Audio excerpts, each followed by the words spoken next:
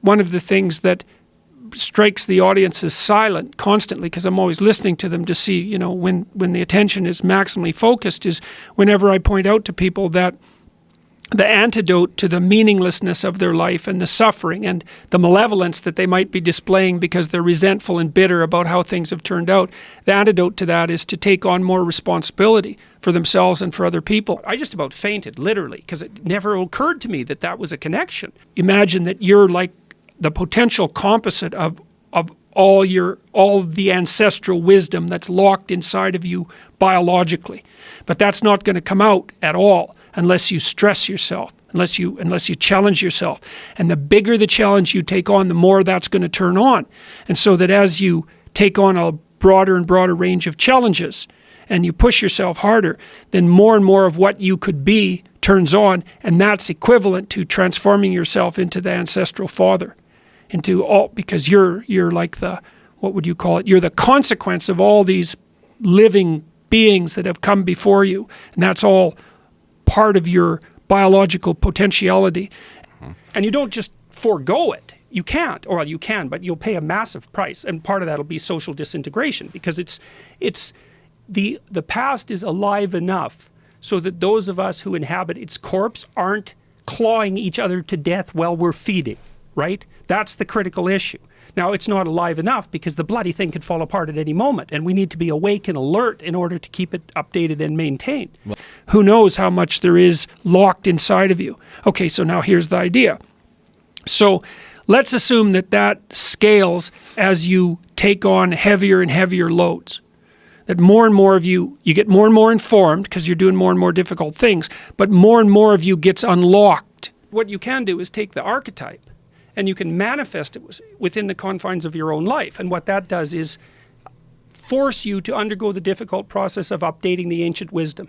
As far as I'm concerned, and I really believe this, is that every single person who sets out to put themselves together ethically is a net positive to everyone around them.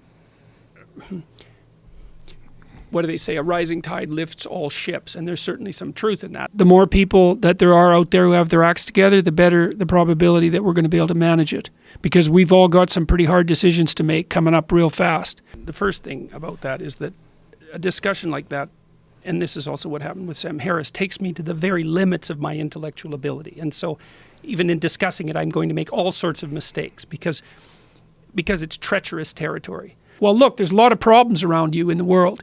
You have some problems even that bother you, right? Personally, they seem to call out to you those problems. Maybe those are your problems. Those are the problems you should solve. And those, I think, are the call to adventure. And that's a really complicated one. It requires a fair bit of careful reflection. But it also requires that ignorance, as you have to think, well, I don't know who I am. I'm going to find some things meaningful. What are they? They might not even be things you want to find meaningful. They might be things that you might even be ashamed of.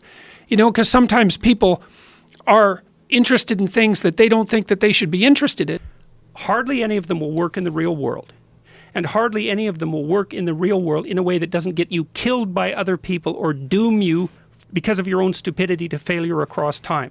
What you'll find is that as you move towards the goal, there are certain things that you have to accomplish that frighten you.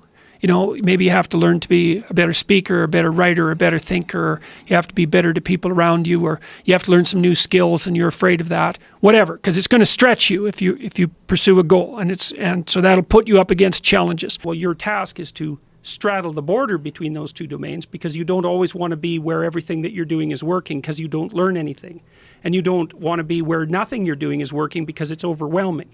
You want to be stable and dynamic at the same point. Okay, so all the clinical data indicates, well, the opposite of safe spaces, as Jonathan Haidt has been pointing out, that what you want to do when you identify something that someone is avoiding that they need to do because they're afraid, you have them voluntarily confront it. So an elaboration of that would be something like, human beings needed to figure out how to act without dying before they could understand the nature of the world well enough to justify that.